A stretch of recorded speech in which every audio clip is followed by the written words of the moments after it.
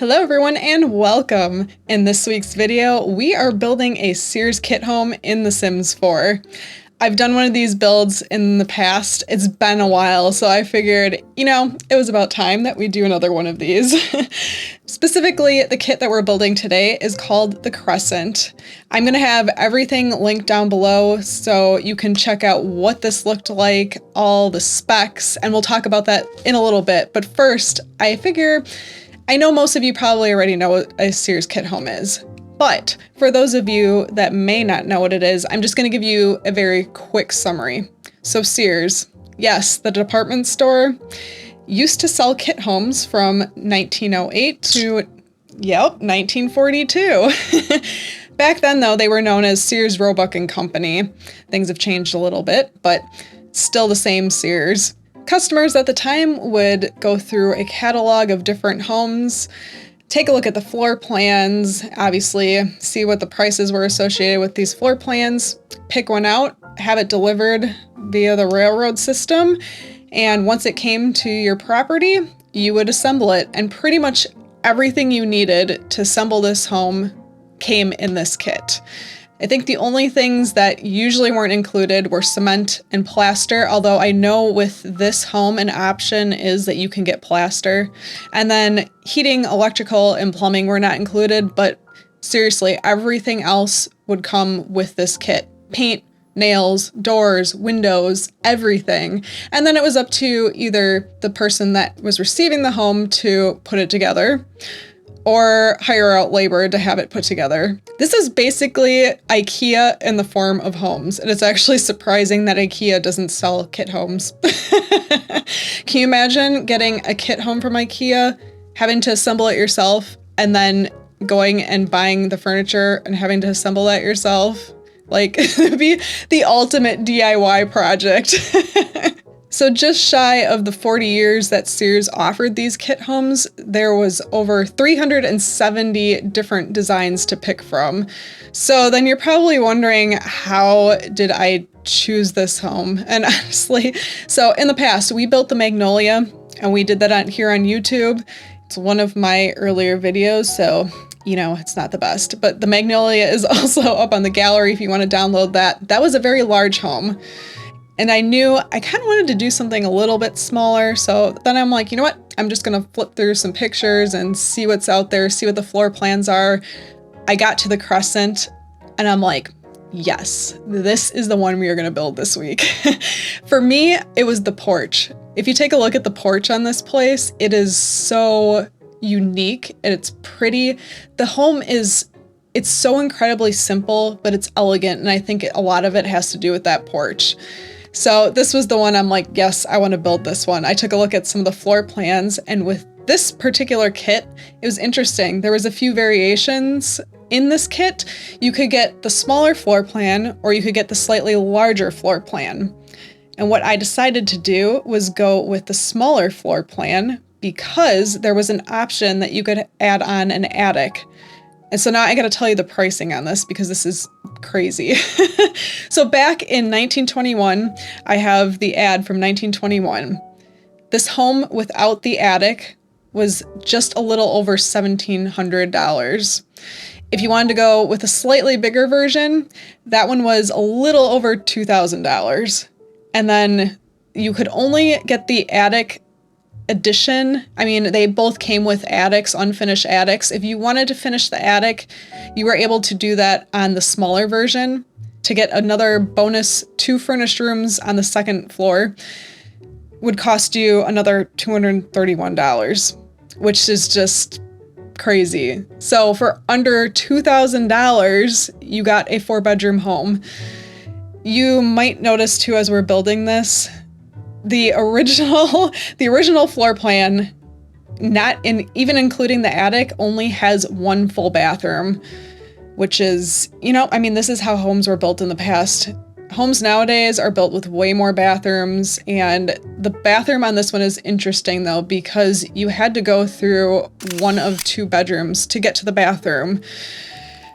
And immediately I thought, I would hate this. I would hate this in real life. So I did tweak some things because I figured if I lived here, I'd want access from the main living space, and that's what I did.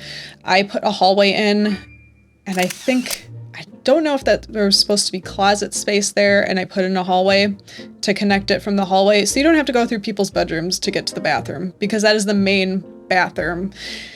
And then on the second floor in the attic area, I added another bathroom up there just for gameplay reasons, because, you know, it's not fun to always send your Sims down to the first floor to use the bathroom. So I added another one up there. It's just a shower, but, you know, shower, toilet, sink. It's great. Your Sims don't have to go all the way downstairs to use the bathroom.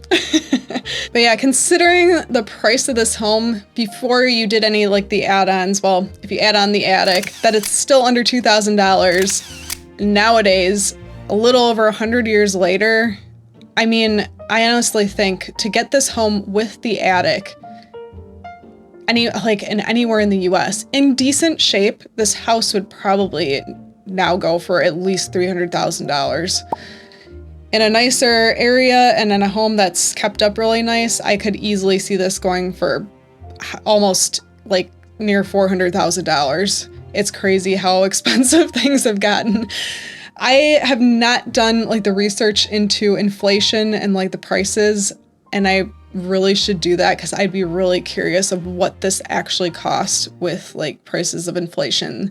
Would it still be close to what we would be paying for homes nowadays, or is it significantly cheaper? Something tells me it would be a lot cheaper. So yes, down below in the description, I have a couple links for you to check out. Really, you should seriously, at the end of the video, check the links out because they're really cool. One will be to the original 1921 ad, and the second is to a super cool website that not only shows the original ad for this home and floor plans, yes, Flinny, it also shows some pictures of this home in real life. Multiple different homes in real life. Yeah, it's so cool to see like real life pictures of these versus a drawing. You'll be able to see a lot of the similarities in all of the homes, and then some of the customization things that like you were able to do. You could buy some extra add-ons, or people would just, they would decide to take things in their own direction. Like maybe, I don't know if I like how that would look, so let's do this instead. So yes, make sure you check that out because it's super cool. And then I do have to say, building the house, I tried to keep things as original as possible with just making some slight tweaks. Yep, just a few little tweaks. One of the things I noticed that maybe you'll notice if you look at the floor plan, there are stairs that go into the basement from the kitchen. We could have done a basement, but I didn't want to do a basement. And plus the whole stairs, yeah, you tell them, Flynn. Stairs in The Sims 4 are difficult at times, and I wouldn't have been able to get the stairs under the other stairs and to get things to function. Yeah, it's a little annoying. So we didn't do a basement, but there would have been an unfinished basement with this originally. Also, in my version of the home, there are obviously the 4 bedrooms. Yes, so we have the one that's supposed to be like the main bedroom that's upstairs. It has a little sitting area. We have another bedroom up there. I figured it could be, a teenager's room or the guest room. And then downstairs, I have a toddler's room. And then I have another teenager's room or guest room. I try to keep things just, basic, so you guys can add your own touches of personality and activities and I don't know, it's so hard because I know if you have a specific family you want to move in and stuff's already decorated a certain way, then it's not always ideal. As we get towards the end of this video, I'm going to share some final last words about the Crescent straight from the Sears ad in 1921. Says, to the folks who like a touch of individuality with good taste, the Crescent makes a special appeal. The front door and windows have been admirably selected. Seldom, indeed, do you find a more inviting entrance than we provide for this house. Well, with that said, we're going to let you enjoy the rest of the video. Thanks so much for hanging out with us, everyone. Don't forget to give us a like. Press that subscribe button if you haven't already. Have an awesome week, and we'll see you in our next video, everyone. Bye!